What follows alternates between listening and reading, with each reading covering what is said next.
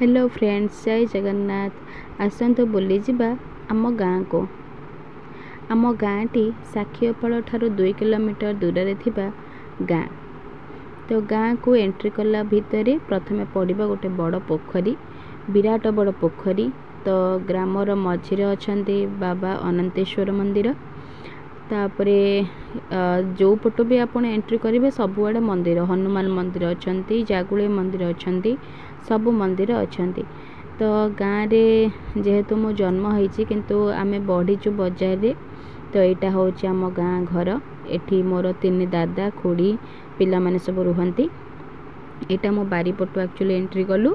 तो डाण पटू एंट्री कले ही था किंतु जेहेतु आमे पीस नानी घर को जाइथिलु तो से बाटे ही पळे आसिलु, मेन रोड बाटे आसी नथिलु।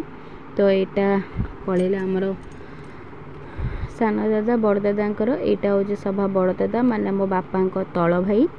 तो देखंतु मु पळौचे बे दांड पटको। यहाँ हूँ हमर दांड द्वार। यहाँ हूँ टोटाल घर लुक माने दांड पटर लुक यहाँ। तो यपटे ही एंट्री करती आम एत आसू किंतु जेहेतु आम सेपटे आसुलु पीस नानी को घर बाटे देखी। ये होचंती मोर सान खोड़ी आ मो झील प्राय जेहेतु सान खोड़ी से 2-3 थर मीट करी गलानी। तो यहाँ पाख पलैला समस्त देखिकी आमको बहुत खुशी। आ चलतु एंजॉय करंतु एवं देखंतु आम घरटा आपन केमिति लागिला मते कमेंट करी कहिबे। आ जेहेतु बाबा आसचंती तो बड़ खुड़ी एठी बाबा पई चा कर दउचंती। चा और टिके जलखिया बलखिया कौन देबे बोधे। ओ जेहेतु मानसी नथिला तले तो मु टिके जिबे रे ताको डाकिबा पई। एठी चर्चा चली बाबांकर। चलंत जिबा मानसी को नहीं के आसीबा उपरु। एटा होची ऊपर घर। आ गोटे कथा आमर ऊपर रूम रे छिड़ा हेले टोटाल ठाकुर को आपण दर्शन करि परिबे। एठी वृंदावती अछंदी। एठी जदी एपटे तो देखा जाउन एपट बालकोनी रे किंतु भीतर पट रूम रे थाई कि जदी आपण झरका बटे देखिबे ताले टोटाल ठाकुरंकर गर्भगृह रे थिबा ठाकुरंक मूर्ति मध्ये देखा जिवो। ऊपर तले गोटे ठाकुर घर, ऊपर होचे एटा बड़ घरटा ठाकुर घर। एठी माण अरिका बसे, बाकी अरुआ चेलो अरिका थुआ थुई हुए। एटा ला बड़ दादा रूम, से आसी एठी सुई पड़ी। आ बाकी रहा आम घरे स्टॉक रूम आप देखा पाए जमी मुझे आउट पूर्व देखा एंट्री रूम रे। तो सब प्रकार स्टॉक जिनस आप देखिए पनीपरिया आरंभ कर ग्रोसरी ठू आरंभ कर सब प्रकार जिनस आम जेहेतु मसिक पलि आसे तो सब स्टॉक होगी थाए। यहाँ टोटाल मो छात उपर पलाऊँ माने 3 ताला उपर पलाऊँ। जेहेतु बड़ दादा एठू पार्टीशन हो जाए कांथ पड़ जाए सेपटे आउरी छात अच्छी। यहाँ एपट रूम छात। तो ये देखंतु गाँ मझिरे दोल बेदी भी रही जाइए।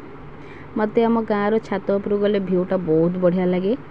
तो सर्वशेष हे आम घर बुलाबुली सारिकी पलै आसलु टे ठाकुर पाखक। मु कहली बाबा टे छिड़ा मुझे ठाकुर देखी देखी आसे। आ ये होचंती आमर अनंतेश्वर ठाकुर। ता परदिन आउ किछि क्लिप नहीं पारलेनी जेहेतु टायर्ड थी। गाधे पाधे सारी जेहेतु कार्तिक पूर्णिमा थिला रास पूर्णिमा। तो आम डंगा भसैवा को जीव बो मुझे डंगा को सजाड़ी देछि। ता भितर झील उठिनी एबे टिके उठिला ताको डाकिलारु ताको रेडी करिकि भी आम नहीं पलैबू। बाबा भी उठी नांती। मो झील केते अलस भांगुची ताको एबे उठे देकी मु रेडी करिकि नेकी जिबी। फाइनाली से उठिला। गेल बसरीटा मोर। मु तो कला मो झील तो गोरा। कमेंट करी कहबे मो झील केमती लगुच। बाकी मु डंगा भसे पलै आसली, बो गला डंगा भसैया को।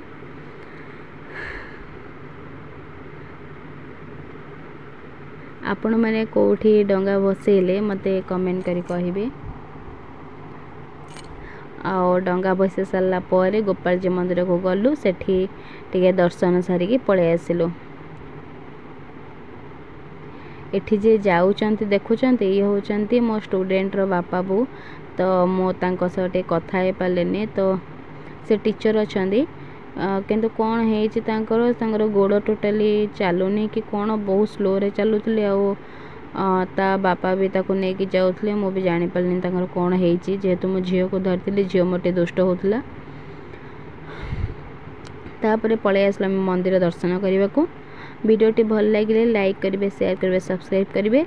रोची राधे राधे।